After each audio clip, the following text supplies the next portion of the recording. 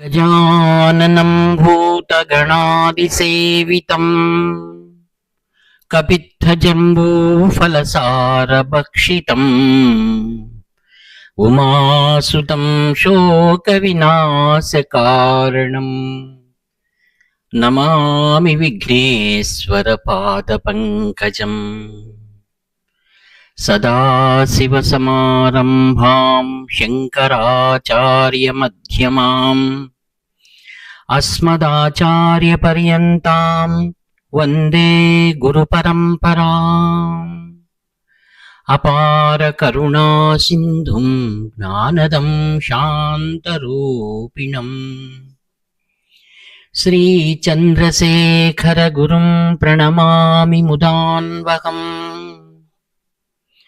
దేవే దేహే చ దేశే చ భక్త్యారోగ్య సుఖప్రదం బుధపామర సంసేవ్యం తం శ్రీ జయేంద్రం నమామ్యహం.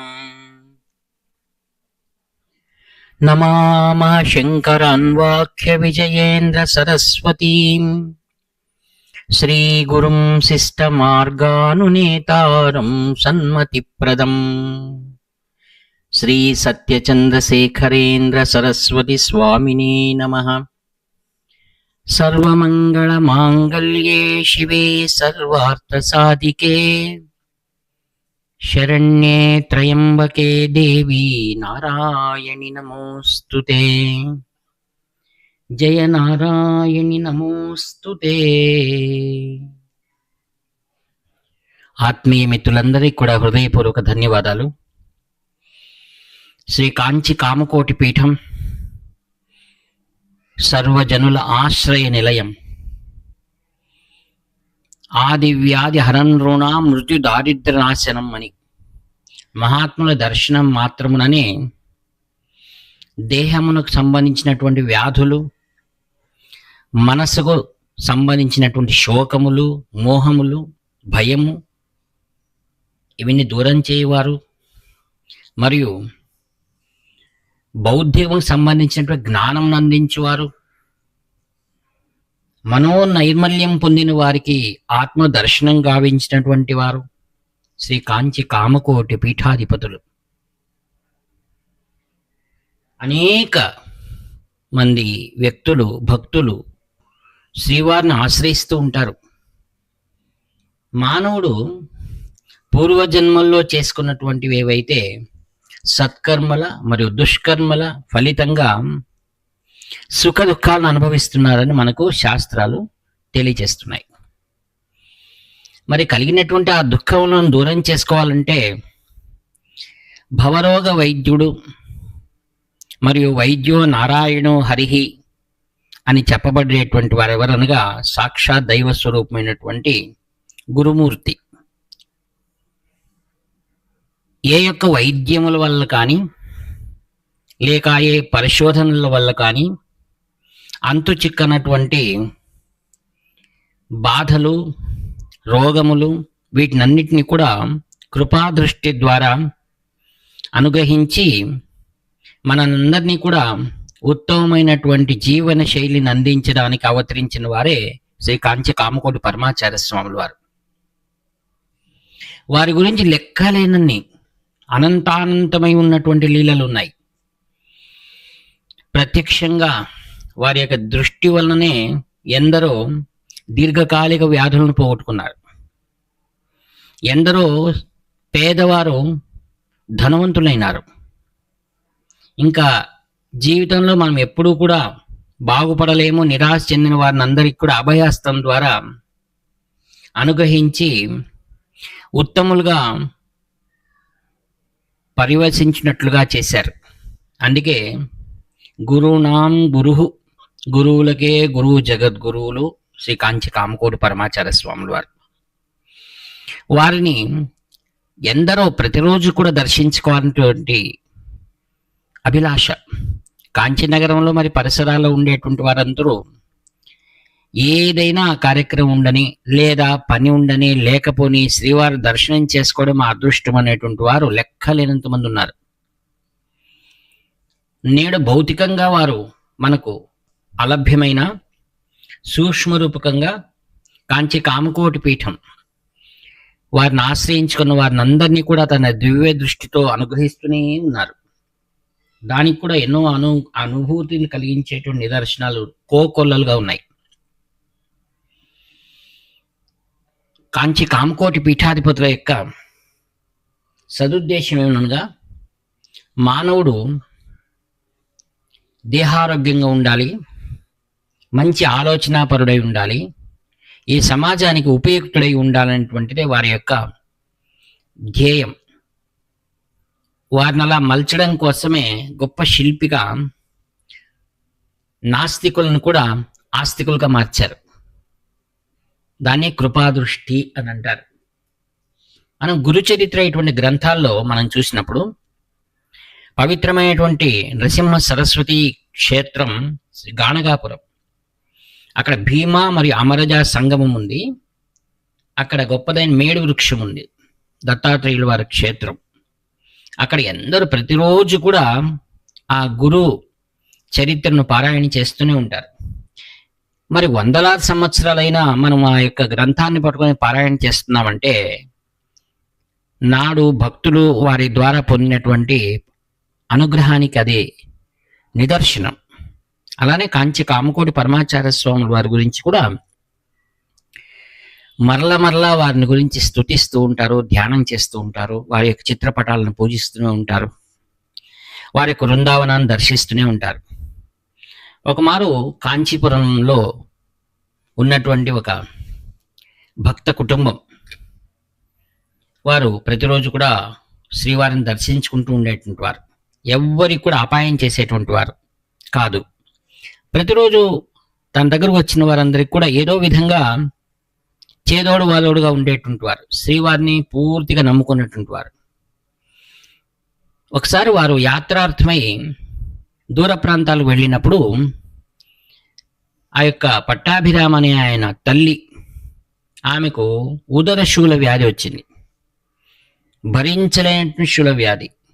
ఏదో కొన్ని మందులు వాడారో, చికిత్సలు చేయించారు, అయినా ప్రయోజనం కనపడలేదు. ఇంక తాము చేసేటువంటి యాత్రను మధ్యలోనే విరమించుకొని చెన్నై నగరానికి వచ్చారు. చెన్నై నగరంలో గొప్పదైన ఒక ఆసుపత్రిలో వాళ్ళు చూపించగా అక్కడ డాక్టర్ సుందరమ్మ అనే ఆమె బాగా పరీక్ష చేసి దగ్గరికి పిలిచి, ఆ పట్టాభిరామన్ నాయన, నేను చెప్పవలసిన విషయం డాక్టర్గా చెప్తున్నాను. మీ తల్లికి మాత్రం కడుపులో పెద్ద గడ్డ ఉంది, దాన్ని ఆపరేషన్ చేయాల్సిందే. ఇటువంటి ఆసుపత్రిలో మీరు వెళ్తే నేను అక్కడికి వచ్చి వైద్య సహాయాన్ని కూడా అందిస్తానని చెప్పింది. శరీరమాద్యం కలు ధర్మ సాధనం అన్నారు. శరీరం ముఖ్యం కదా, అది భగవంతుడు ఇచ్చినట్టు కవచం మనకు, అది ఉంటేనే మనం ఏదైనా చేయగలం. అక్కడ ధన సహాయం చేసేటువంటి వాళ్ళు కొంతమంది ఉండగా వారి స్నేహితుల ద్వారా అప్పు తీసుకొని ఆసుపత్రిలో అడ్మిట్ చేశారు. ఫలానా తారీఖు నాడు ఆపరేషన్ అన్నారు. ఆపరేషన్ సమయం వచ్చింది. వారి కుటుంబం అంతా కూడా పరమాచార్య స్వాముల వారిని ధ్యానం చేస్తూనే ఉన్నారు. ఆపరేషన్ అయింది. బయటకు వచ్చిన తర్వాత పట్టాభిరామిని దూరంగా పిలుచుకొని వెళ్ళి, బాబు, నేను చేతులు పట్టుకుని ఉన్న విషయాన్ని చెప్తున్నాను, ఆపరేషన్ ఫెయిల్ అయిపోయింది. మీ తల్లి రేపు 10 గంటల వరకు ఉంటే అది ఎక్కువ, మేము చేయాల్సినటువంటి ఆక్సిజన్ని ఇచ్చి మేము చేస్తున్నాం అనగానే ఒక్కసారిగా కొండ విరిగి నీళ్ళపైన పడ్డట్టు అయిపోయింది. బోర్న ఏడ్చేశాడు. తనకు 2 తమ్ముళ్ళు, పెళ్లి కావాల్సిన చెల్లి ఉంది, ఇంత కుటుంబ బాధ్యత, తండ్రి గారు ఇంకా ఉద్యోగం విరమణ చేసేసాడు మొన్ననే, ఇక ముందుకు మాకు సహాయంగా ఉన్న తల్లి ఇలా వెళ్ళిపోతే ఇంక మేము భరించేది ఎట్లా? బోర్న ఏడుస్తూ, నాయనా నువ్వు భగవంతుని ప్రార్థించుకోండి అని చెప్పి డాక్టర్ సుందరమ్మ వెళ్ళిపోయారు. ఇంకేం చేయాలి, వాళ్ళకి దిక్కు తోచలేదు. అప్పుడు తండ్రి కుమారుడు అన్నారు, మనం వెళ్ళి కాంచీపురానికి వెళదాం అని వెహికల్ చేసుకుని కాంచీపురానికి వచ్చారు. అప్పుడు స్వామివారు తేనంబాకంలో ఉన్నారు, అంటే శివాస్థానం. అక్కడికి వెళ్ళి పరిచారకునితో జరిగిన విషయం చెప్పగానే, మరి రోజు వచ్చేటువంటి వాళ్ళే కదా, పరిచయం ఉన్న వాళ్ళే, స్వాములు వారు రమ్మన్నారు. వారి యొక్క దీన కథ అంతా విని కళ్ళు మూసుకొని ఒక యాపిల్ పండు తీసిచ్చారు. ఇది ఎలాగైనా సరే రేపు 10 గంటల లోపల ఆమెకు తినిపించండి, అన్నీ సరిపోతుందన్నారు. పట్టాభిరామకు ఒక మాట గుర్తొచ్చింది. డాక్టర్ ఏముంది, రేపు 10 గంటల వరకు ఉంటుంది, లేక తర్వాత చెప్పలేమన్నారు కదా! స్వామివారు చెప్పిన మాట కూడా అదనే ఉంది. ఏమిటో అని అర్థం కాలేదు వారికి. సరే, శ్రీవారి దగ్గర అనుగ్రహం తీసుకొని వాళ్ళు కాంచి నుండి చెన్నైకి వచ్చేసారు. వచ్చి బంధువుల ఇంట్లో ఉన్నారు కదా, వారికి చెప్పగానే స్వామివారి అనుగ్రహం మీకయింది, ఎంతో అదృష్టం అన్నారు. మరి యాపిల్ని ఎలా తినగలదు, అలా పడుకునుంది, ఇంకేం చేయాలో దిక్కు తోచలేదు. ఆ పండును కొంచెం చక్కెర కలిపి జ్యూస్ మాదిరిగా చేసి అక్కడున్న డాక్టర్ల అనుమతితో 4 చుక్కలు ఆమె నోట్లో వేశారు. తల్లి సరోజమ్మ మెల్లిగా కళ్ళు తెరిచింది. డాక్టర్లు చేసి ఆశ్చర్యపోయారు. ఇది వైద్య విషయంలోనే ఆశ్చర్యపరిచేటువంటి విషయం. ఇది ఎలా జరిగింది, సంభవించింది ఇది. అప్పుడు వాళ్ళు చెప్పారు, కాంచి పరమాచార్య స్వామి దగ్గరికి వెళ్ళారంటే, మీరు ఎంతో గొప్ప పని చేశారు, సాక్షాత్ దైవాన్ని మీరు దర్శించారు అని ఆశ్చర్యపోయారు. ఒక 3 రోజులు ఆసుపత్రిలో పెట్టుకుని తర్వాత ఆమెను డిశ్చార్జ్ చేశారనమాట. ఇది ఆశ్చర్యమో పరమాశ్చర్యం. ఒక 5 రోజుల తర్వాత కుటుంబం యథారీతమ కాంచీపురానికి వచ్చేసారు. మంచి పళ్ళను తీసుకొని స్వాముల వారి దగ్గరికి వెళ్ళి అవన్నీ ముందు పెట్టి కళ్ళ నీళ్ల పర్యంతము బాధపడుతుండగా స్వామివారి శివాస్థానంలో అన్నారు. ఇంకెందుకు, యముడు వచ్చి వెళ్ళిపోయాడు కదా, ఇంకేం భయపడవలసిన పని లేదు. హాయిగా మీ తల్లి గొప్ప పుణ్యాత్మురాలు, ఎన్నో దాన ధర్మాలు చేసింది, వచ్చిన వారికి కడుపు నిండా భోజనం పెట్టింది, కాంచీకి వచ్చే నా దగ్గర వచ్చే భక్తులందరికీ కూడా మీరు ఆశ్రయం ఇచ్చారు, మీ కుటుంబం, మీకు భగవంతుడు ఎప్పుడు రక్షిస్తాడన్నాడు. ఆ భగవంతుడు ఎవరో స్వామి మీరే అనగానే స్వాముల వారు మందహాసం చేస్తూ మీ పుణ్యం మిమ్మల్ని కాపాడింది అన్నారు. ఎప్పుడే కానీ కాంచి పరమాచార్య స్వాముల వారు తన లీలలను ఎప్పుడూ కూడా పొగడ్తలకు అందించేవాడు కాదు. ఆయన అన్నీ మీరు చేసుకున్న పుణ్యము, అందుకే మంచి పనులు చేస్తుండండి అంటున్నారు. అందుకే సత్కర్మలు, సాధుజన సేవ, ఎవరైనా ఇంటికి వస్తే యాత్రికులకు ఉండడానికి వసతి కల్పించడం, వచ్చిన వారికి భోజనం ఉందా లేదా అని చూడడము, ఇవన్నీ పూర్వం నుండి వస్తున్న మన ప్రాథమిక ధర్మాలు ఇవి. వీటిని ఎవరైతే అనుసరిస్తూ ఉంటారో జీవితంలో మనకు దురదృష్టం అనేది వెన్నంటి రాదు, భాగ్యరేఖ ఎప్పుడూ తెరిచి ఉంటుంది.